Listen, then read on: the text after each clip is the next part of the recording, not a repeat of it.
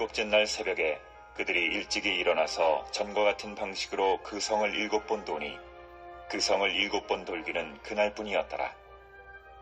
7번째에 제사장들이 나팔을 불 때에 여호수아가 백성에게 이르되 외치라. 여호와께서 너희에게 이 성을 주셨느니라.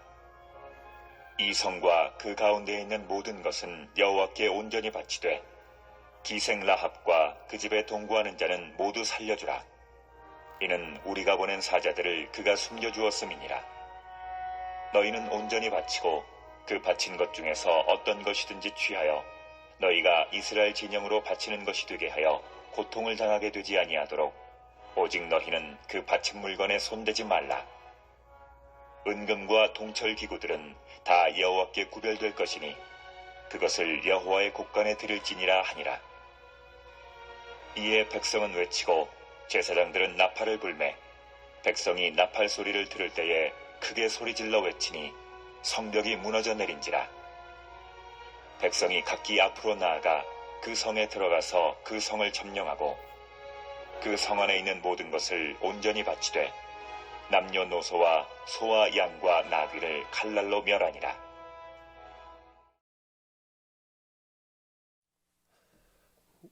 요즘처럼 좀 팍팍하고 코로나19로 막힌 것도 많고 힘들고 지친 때에 어떤 상상을 해보시는가요?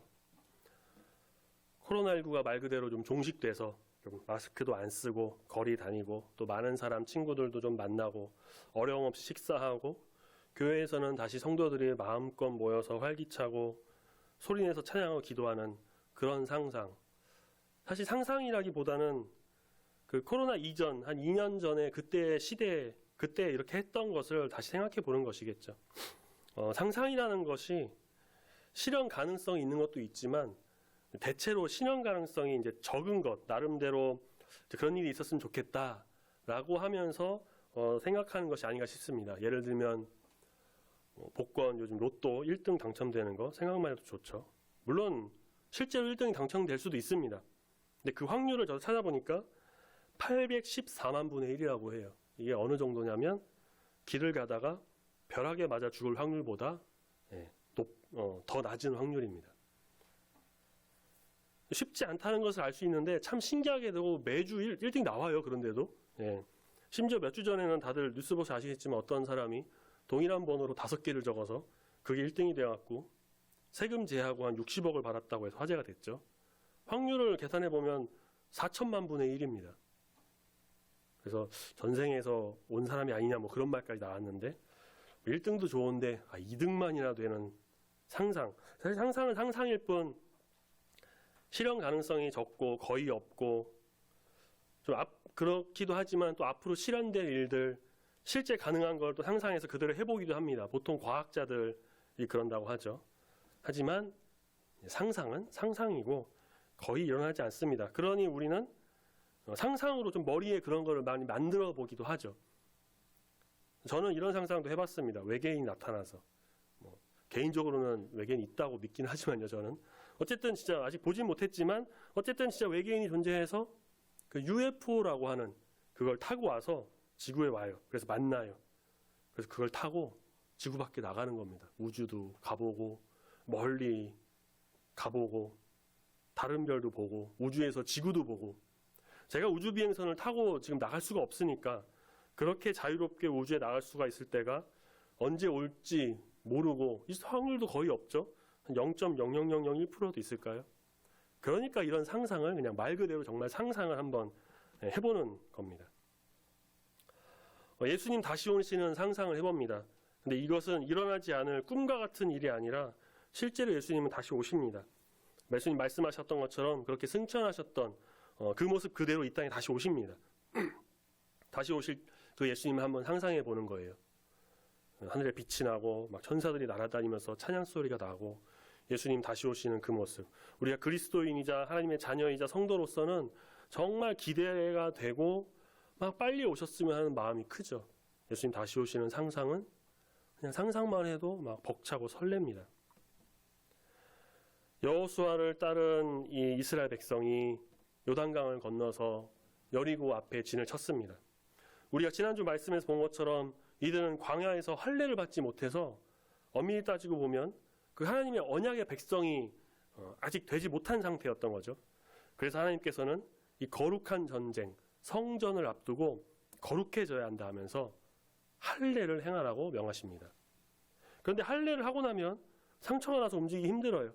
거친 전투를 해야 하는 백성 입장에서는 이해가 되지 않을 수 있습니다. 하지만 하나님 말씀이니까 순종해서 할례를 모두 다 행합니다.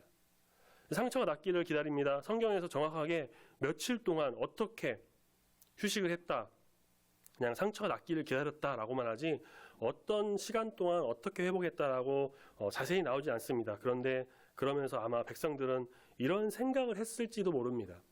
자, 우리는 하나님 말씀에 순종해서 광야 생활도 했고 요단강도 건너고 여러 전투하고 이제 여리고 전투를 앞두는데 지금 또 말씀에 순종해서 우리가 할례를 했다. 근데 아프고 이렇게 고통스러우니까 분명 하나님은 우리가 이렇게 좀 힘들게 싸우기 어려우니까 우리가 생각할 수 없는 방법으로 싸우게 해서 전쟁에 승리하게 해주시겠지.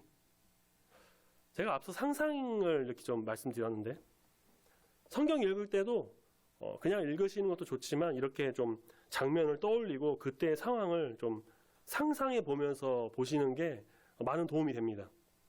그렇게 백성들이 걱정하지만 한편으로는 또 상상해 봅니다. 하나님 놀라우신 계획이 정말 우리에게 있다면 아마 우리가 상상할 수 없는 어떤 방법이, 어떤 방식이 이 전투에 지금 할례로 인해서 우리 상처가 다 낫지 않은 우리가 힘들게 전투를 하지 않아도 이길 수 있는 어떤 방법을 보여주실 거야.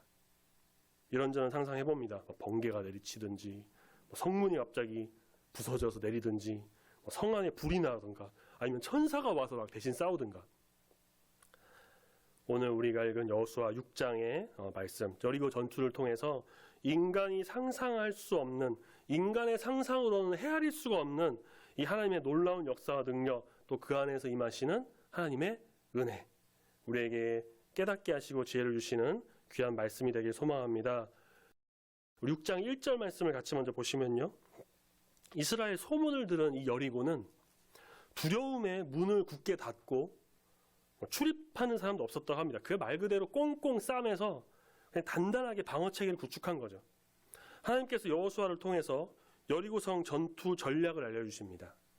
여리고 전투는 성경에서 가장 유명한 전투 중에 하나이기 때문에 아마 우리 성도님들께서도 이 내용은 거의 다 아실 것이라고 생각이 듭니다. 모든 군사가, 백성이 칼과 창과 그런 방패를 들고 돌격 앞으로 하는 것이 아니라 그 성을 주위를 그냥 매일 한 번씩 엿새 동안 돕니다. 한 바퀴 돌고 다음날 한 바퀴 돌고, 그냥 도는 것이 아니라 근데 요단강을 건널 때 마찬가지로 이 언약궤를 맨 제사장이 맨 앞에 서고 그 뒤를 따르는 겁니다. 그렇게 한 바퀴를 돕니다. 또 한 바퀴 돌고 7째 날에는 7바퀴를 돕니다. 다 돌 후에 제사장이 나팔 불면 백성이 그 전까지는 아무 소리 내지 않고 조용히 있다가 그제서야 소리를 지르고 5절 말씀에 보니까 무엇이 무너지냐고 하면 성벽이 무너질 것이다 라고 하나님께서 여호수아에게 말씀하십니다.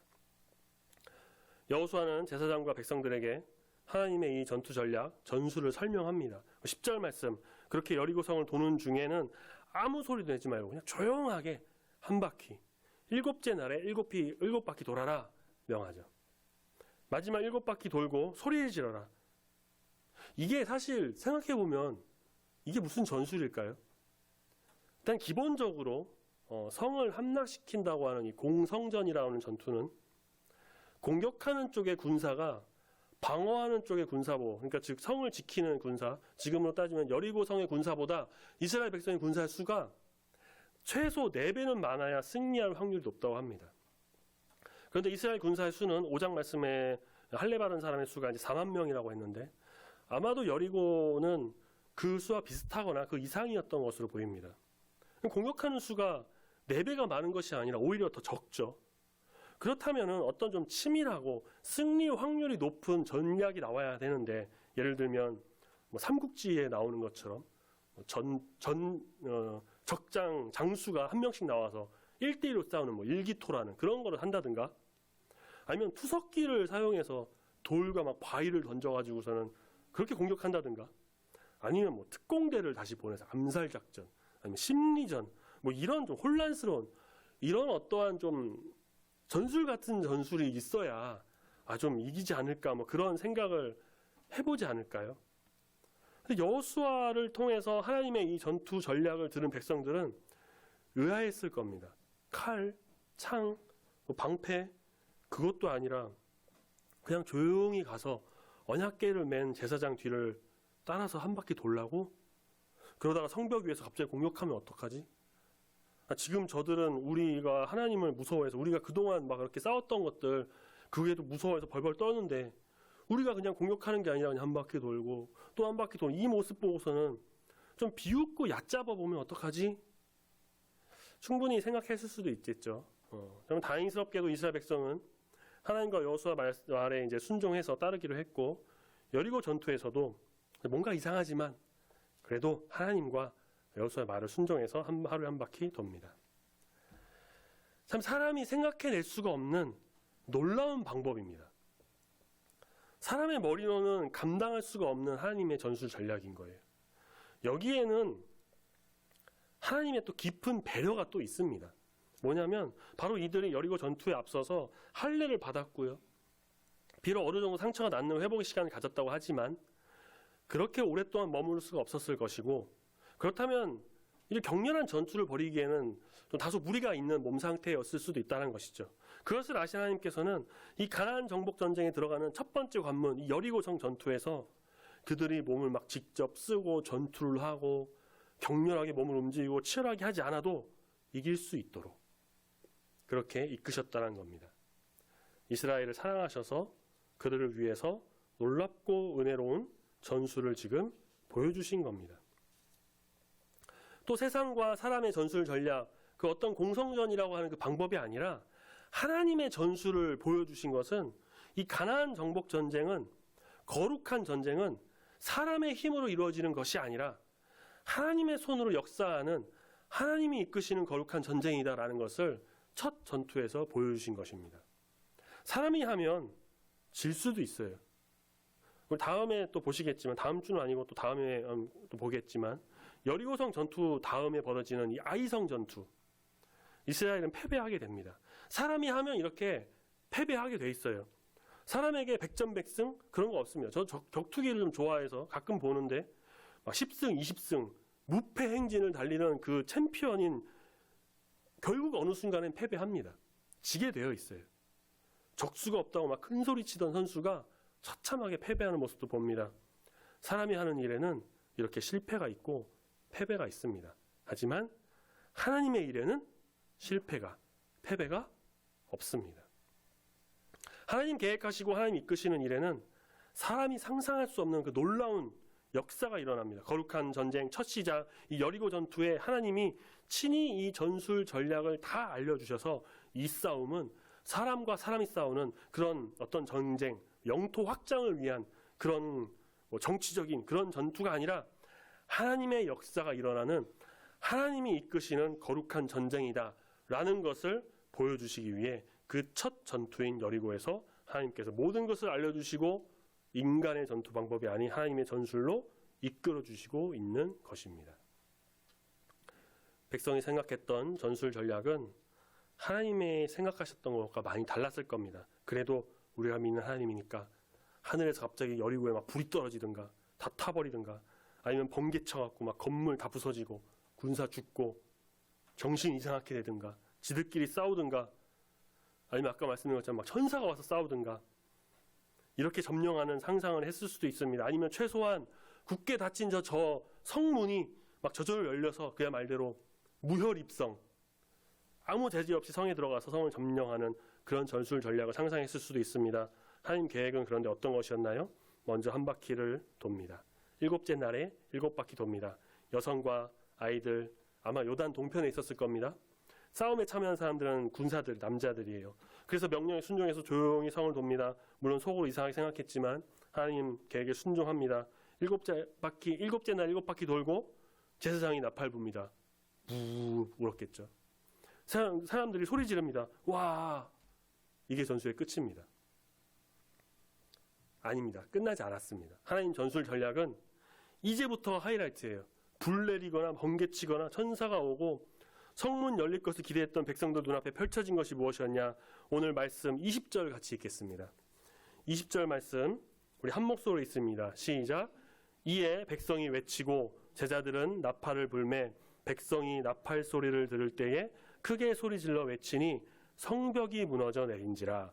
백성이 각기 앞으로 나아가 그 성에 들어가서 그 성을 점령하고. 아멘. 어디가 무너졌다고 합니까? 성벽. 성문이 아니라 성벽. 이 여리고 성벽은 돌로 된 옹벽 위에 흙으로 된 토벽이 올라간 형태를 하고 있다고 하는데요. 옹벽의 높이는 약 한 5m 정도, 토벽의 높이는 8m 정도 된다고 합니다. 그러니까 그 벽의 전체 높이가 최대 13, 14m 정도에 이른 정도로 거대한 성벽이었습니다. 이 미터로 했을 때 잘 가늠이 안 가시면은 이렇게 생각해 보시면 돼요. 보통 아파트 3층 높이가 10m라고 합니다. 그러면 이 지금 벽은 아파트 5층, 6층 정도의 높이의 벽, 누설 아파트 그 정도의 벽이었다고 할 수 있습니다. 그 정도 크기면 두께는 뭐 말할 것도 없이 두꺼웠겠죠. 그 누구도 이 벽이 무너질 거라고 상상도 못했을 겁니다. 그런데 우리가 말씀도 아까 읽었지만 하나님께서는 이미 5절 말씀에 성벽이 무너질 것이다 라고 여호수아에게 말씀하셨습니다. 그거를 여호수아가 백성들에게 다 전술을 설명할 때 이야기했겠죠. 그걸 들은 백성들은 그러면 첫날에 흙이 좀 떨어지는 그런 느낌이 나고, 둘째 날에 막 실금이 가고, 셋째 날에 돌 하나 빠지고, 넷째 날에 어느 정도 무너지고, 그러면은 이렇게 점차적으로 무너지는 것을 봤다면 이거 정말 돌 맛도 나고 하나님 이렇게 싸우신다는 것을 알았겠죠. 그런데 일곱째 날 7바퀴를 돌 때까지도 아무 일이 일어나지 않았습니다. 그러니 백성들은 성벽이 무너진다고는 했지만 실제로 정말 그런 일이 일어날까라고 상상을 못했을 수도 있습니다. 성문이 열린다든지 아니면 다른 어떤 방법을 생각했겠죠. 하지만 사람이 상상할 수 없는, 사람이 해낼 수 없는 그 높이와 그 두께의 성벽, 나팔 소리와 함성이 나는 그 순간 그들이 돌고 있었던 바로 그 옆에 있던 그 성벽이 무너져 내려버립니다. 백성들은 아주 손쉽게 여리고성에 들어가서 하나님 말씀대로 남녀노소 할 것 없이 다 죽이고 모든 짐승을 죽이고 다 불태우고 다 빼앗고, 물론 라합과 그녀의 집에 있었던 사람들은 죽지 않고 다 살았습니다. 성경에는 사람이 할 수가 없고요, 생각해낼 수 없는 그 놀라운 하나님의 일들이 넘쳐납니다. 먼저 이 천지를 지으신 것, 무에서 유를 창조해내는 것은 하나님밖에 없습니다.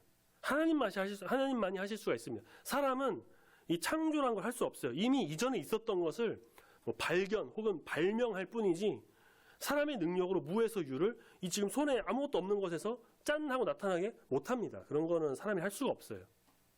오직 하나님만이 하실 수 있습니다. 그래서 하나님의 창조는 인간이 할 수 없고 인간이 상상할 수 없는 놀라운 하나님의 사역입니다. 이런 인간이 상상할 수 없는 일을 실제로 이루신 분이 하나님입니다. 홍해와 요단강을 막 갈라서 물벽이 생기고 그 바닥을 건너고 반석 돌에서 막 물이 쏟아져 나오고 풀무불에 던져졌던 다니엘의 세 친구가 들어갔다 나왔지만 아무 그을림 없이 나온 것, 그들의 능력이 아닌 하나님의 기적입니다. 또한 그 다니엘이 또 사자굴에서 아무 상처 없이 나왔던 거, 다니엘이 사자와 친해서 그런 게 아니라 하나님이 시키셔서 그 사자의 입을 막으신 거죠.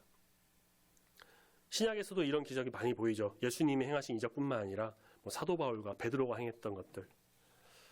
요즘은 이런 이적이 흔하게 막 보이진 않습니다. 사실 가장 정확하고 깨달음과 그 지혜를 주는 이 성경 말씀이 있고요.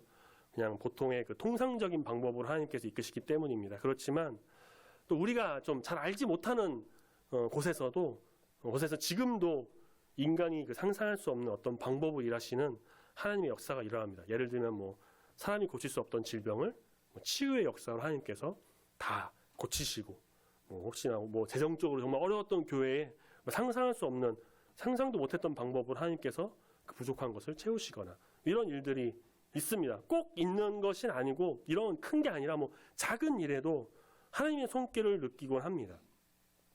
하나님은 크든 작든 모든 것에서 정말 세심하고 세밀하게 이끄시고 정말 우리를 사랑하셔서 은혜로 이끄시고 또한 우리가 인간이 상상할 수 없는 그 상상을 초월하는 사람이 감히 생각할 수 없는 일을 행하셔서 우리에게 또 깨닫게 하시고 은혜도 더해 주십니다.